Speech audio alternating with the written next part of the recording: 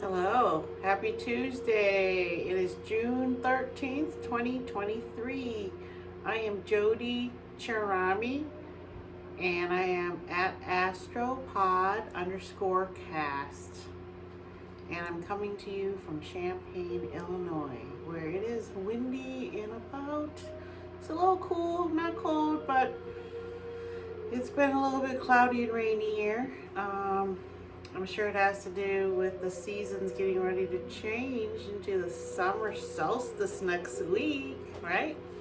So we did have a heat wave here and it went away, and now it's coming back again this weekend, so we're getting ready for that. If you're new here, thank you for subscribing and liking my stuff and following me. I appreciate all my new followers and subscribers. I really, really appreciate it. God bless you. Today, I was thinking that last week I didn't mention that on Sunday, Mercury entered Gemini. And so Mercury's the planet that moves quickly around the sun. It's in each sign for about a month, maybe a month and a half. If it retrogrades or takes a nap there, then it's in there for maybe 4 to 6 weeks. So that's where we're at right now. Mercury is moving, and he's moving really fast. It is the messenger planet. It brings us downloads from up above, and we are getting rebooted, downloaded. We are getting information coming into us that is changing the way we live day to day, the way we think, the way we process information. And Mercury rules over Gemini, which is an air sign, but also rules over Virgo, which is an earth mutable sign. And Gemini is a air, mutable air. And Aquarius is fixed air, and Libra is cardinal air. So here we are in Gemini with the mutable air. And Geminis are very curious. We have the sun in Gemini right now. We also now have Mercury. Things are moving along quickly now with information downloads. Get ready for that. Mercury doesn't go retrograde until August 23rd. So we will be going through a summer where our minds will be downloading information while the outer planets getting ready to go retrograde. This Saturday, Saturn will be going retrograde in Pisces, which means that we will get to really double check our goals, our dreams, things that are hidden, things that we motivates us a lot of times is something that's spiritual, and that's what Saturn and Pisces kind of wants for us, is to build up this strength and learn about spirituality, because Saturn is a great teacher and wants to teach you. And also Neptune is kind of downloading information to Saturn, because while Saturn is in Neptune, it's ruled by, and while Saturn's in Pisces, it's ruled by Neptune. So Saturn is kind of also relaxing its boundaries and thinking about new ideas and accepting different points of views, and kind of saying maybe, that boundary isn't a good idea. Maybe we can be more flexible in certain things that we do.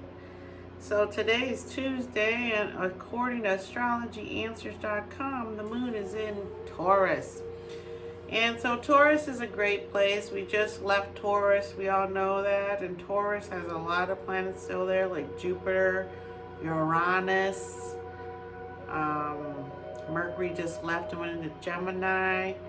So we're very familiar with that. So we're grounded. We are into the finer things in life when the moon's in Taurus, as we got to experience with the sun there and Mercury there, and how we were thinking, what we were valuing. And now that the moon's there, it allows us to connect to our senses, urging us to remain connected to earthly energy, right? So balance work and play and allow yourself to enjoy delicious foods, art, and music. Try not to be stubborn like the bull though and have that distract you because you're saying, well, I can only do this, I can't do that. You know, you got to be open to all these options with Mercury going into Gemini. You got to really start to express yourself and figure things out like that, you know, and not hold yourself back at all. And then the moon runs into Mars tomorrow, and you can expect your emotions to be kind of bouncing off the walls because Mars is about energy, and Mars right now is in Leo. So Mars has a big ego right now sitting around in Leo. So Mars is moving around and wants to do stuff, and your moon sign's like, no, calm down, you know, because it's ruling everyone right now. Saying, calm down, just relax, just sit here, let's have a picnic, right? But you might not want to do that, right? Mars doesn't want to do that. So it says maintain harmony with your people, which, you know, you got to do that, right? Thursday, Mercury in Gemini has a tension with Saturn. He says, you know, everything to do with communication will be challenged. Your mental mind will be challenged. It says that make sure you have patience and clarity and a willingness to compromise, seeking practical solutions. So that makes sense, right? So every time your moon, and the reason we really kind of focus on the inner planets movement because they're moving around so much, and we're much more connected on a daily basis with our inner planets that are moving around, like the moon, which is a kind of like, you know, it's moving around the earth all the time, affecting all of us. You know, it moves around us, you know, it serves us, whereas the planets are going around the sun and serving the sun because the sun's pulling it in, whereas the earth is pulling in the moon energy, right? So Mercury also is the closest to the sun, so he's always moving around. So we're talking about those planets a lot more than the other planets because it affects us more here every day. And so if we're not a Mercury in Gemini person, which I'm not, but my Mercury happens to be friendly to this Mercury because it's a air sign, I'm a fire sun sign. And so it says here that, you know, when Mercury's in tension with Saturn, who happens to be in Neptune, basically saying that when you're going to speak to people, what you say may not come across the way you think, and it could cause tension because they misunderstand you. So that's the story of all fighting, right? Is that tension. Friday, we get into the Gemini moon, and it meets up with Mercury already there, and they're having a nice little meeting. Hey, what's going on? So here you're going to really be able to talk to each other, blah, blah, blah, because your emotions and your thoughts, excuse me, got a little excited there because Gemini really is compatible with me, so I like to talk to them because we like to talk. So Gemini moon and Mercury, it's going to make us want to talk to people on Friday and get out there and socialize, and, you know, don't get too caught up in your thoughts with the Gemini energy all around with the sun there, the moon there, Mercury there. Woo! That's on Friday. Moon, Mercury, sun, all in Gemini. It's going to be a very, very social week leading up to Friday and going into that. Because again, Taurus enjoys fancy, delicious food, but also simple food. So everything in between about food and drinks is Taurus's domain. So we're already kind of in the mood to treat ourselves nice, and by Friday we'll want to be treating ourselves nicely with our friends around us, right? So it's going to be a very sociable time, and it's my youngest's birthday. It'll be 13 on Friday, so we're going to do you know, dinner and cake. So, and he's not home right now. He's with his big brothers They're staying, hanging out, and playing their games, and so when he gets here on Friday, I'm gonna have stuff for him and his brother. So I'm excited about that, and that fits in exactly with that energy because this youngest kind of almost had to be a Gemini in order to speak and keep up and follow what's going on with the bigger boys when he talks, and he can do that.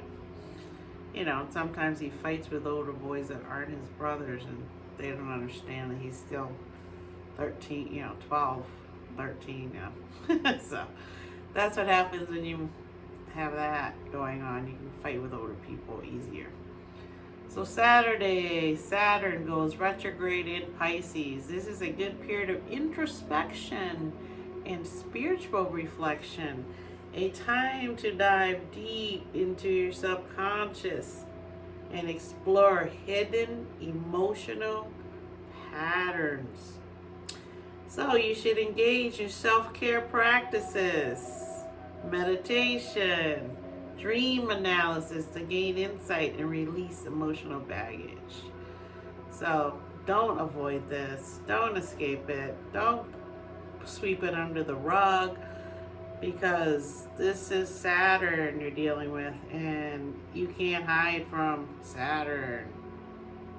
So might as well face the music early and get it done. And for me, I know it has to do with stretching and exercising more, as that is my life challenge. So we all have our life challenges, whether it be physical, spiritual, mental, emotional, social. Did I say that already? Yeah. So there's all kinds of things that we're all here to look at differently and see what it is that we're here to do, why certain things happen to us a lot, and then we should really start to look at symbolisms. If you see something happening over and over, like you're getting the same number every time you look at the clock, it's always the same number. You can go look that up on numerology.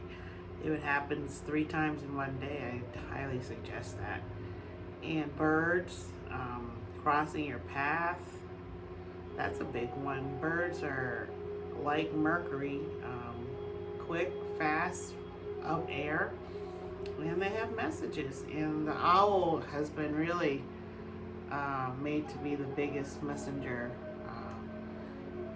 Usually owls that are nocturnal, you see them during the day, that's usually not a good sign. So these are little things to look at, stuff like that. And then Sunday, new moon in Gemini. So here we go. Now, this new moon in Gemini is huge. I talked about this a little bit last week, and it basically coincides with Saturn taking its snap in Pisces. And Gemini is an air sign, and the new moon is at the same degrees as where Mars had retrograded, which I speak about in my new section right now called The Ultimate Guide for Astrology. And in it, I just speak about terms like retrograde and what it means, and this is a good time to talk about it because the new moon in Gemini is going to be entering in the same degree that Mars was retrograde around last year. I believe it was Halloween, October 30th until November or December. So that's in my last podcast, and also in my new one, The Ultimate Guide. What does it mean when a planet goes retrograde, right? Or a comet, or the moon? I don't think the moon ever goes retrograde, that I've heard, because the sun never does. I think the moon does, or it stays in a sign longer than it usually does sometimes. We'll talk about that. I think maybe that's what an eclipse is. See, these are things I'm still starting to dig into and say, oh, so that's what it means. Once you dig deeper, you get into the degrees of where this new moon And Gemini comes in where Mars was at that degree, and what does it mean at that degree? And that's another level that gets into geometry, degrees, calculating things. And so it's very exciting. And I've done it for 30 years. I haven't like deep dived as much as I have probably during COVID when I started this podcast, and I really started deep diving into it more. And now I'm really hooked, especially with this Gemini energy. I was telling my son earlier, Jake, that I probably watched 10, 20 YouTube videos yesterday about things, and I read maybe 10 articles, and it just doesn't seem like there's enough time right now to download all this information that, the Gemini kind of pushes you to do, especially now that Mercury's here. My mind and my speech, everything's so much quicker for me right now. And I would say that trying to stay calm in Gemini, the only thing you can do is really read, walk outside in nature, connect to nature so that you don't get anxious. Because nature will teach you that everything has a time and a place, and everything happens when it happens, and you can't push anything to happen. And so, like with the sun not coming out right now, and it's still a little cool, my plants aren't as happy as maybe yesterday, 2-3 days ago when it was hotter last week. But last week it got so hot I had to put a shade over it. And so, I'm fiddling with my new earrings I got today at the Moss Avenue antique show, antique festival and sale. And they have just incredible things, and I just fell in love with these. But they are antique, so there's little quirks to everything's antique, and this is also what's there, and it's missing like a little tiny stone here, but it's still just gorgeous. So that's what's going on with me, and I'm scatterbrained because of Mercury in Gemini mixing in with the sun, because I am so needing to learn more than I am right now, I feel. So when this new moon comes in, you can expect a surge in communication and intellectual energy during this transit, which I'm already feeling because of Mercury. So it's a favorable time for new ideas, networking, and engaging in stimulating conversations. Avoid becoming scattered or overly talkative, as it can hinder your ability to concentrate and achieve meaningful progress. So there you go. So that's what I'm trying to avoid. So that's why I do a podcast, because I do have Gemini in my chart, and I have a Gemini moon in my house and a Gemini sun, S-O-N and S-U-N in my house. Gemini moon and Gemini sun, and they're all going to be together on Friday in my house. Imagine that. And I believe one of my children might have Mercury in Gemini too. So there you go. They're all going to be clustered together in Gemini. So I'm going to leave you with that. I'll be back next week. Saturn taking a nap, going retrograde on Saturday in Pisces, will affect you if you have Saturn prominent in your chart, like a Capricorn, and Neptune, like me, Pisces moon, Pisces sun, anywhere Pisces is. And Pisces will be affecting everyone and Saturn. It's a collective retrograde for all of us to go back and look at things we've done since Saturn has been here in Pisces, which hasn't been very long. So we're going to go back and just look at a couple weeks or months here and go back and see, again, like I said in my retrograde video, again, it's just a time to really redo or rethink, or maybe you maybe you did a floor in a house and the retrograde comes and something shows up and like you didn't put in the tile correctly and it's cracking, or just little things like that. That's what retrograde can bring up for you to review. Like your car might break down, that's very common when Mercury goes retrograde. So with Saturn, it can have to do with school, with work, with your health, with your family. So it depends on where Saturn is for you. So I will leave you with that. And this was short and sweet. And I will do another ultimate guide about Venus going to take a nap here in Leo for a couple of weeks, and what that means exactly with Gemini here. And we're going into the summer solstice, July 21st, which is a huge deal, by the way.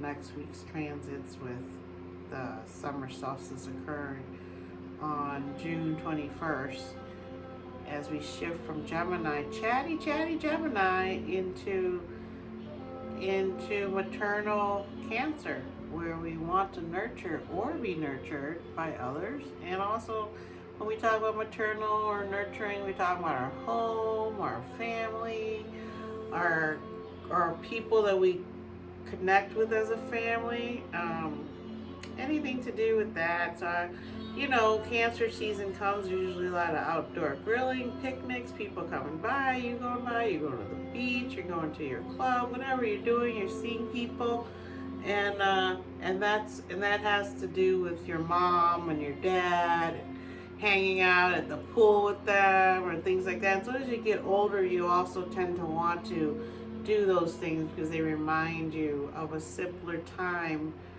when you were didn't have any worries because mommy and daddy took care of you, right? And so that's why we all love summer, is because it brings out the joy and the childness. So as we head into summer, July 21st, we're going to be ruled by the maternal mother, the moon, and then the father, the sun, as Leo season comes in. So we're going to talk about Venus taking a nap. So I will come back and talk about Venus taking a nap and why it's so important, okay?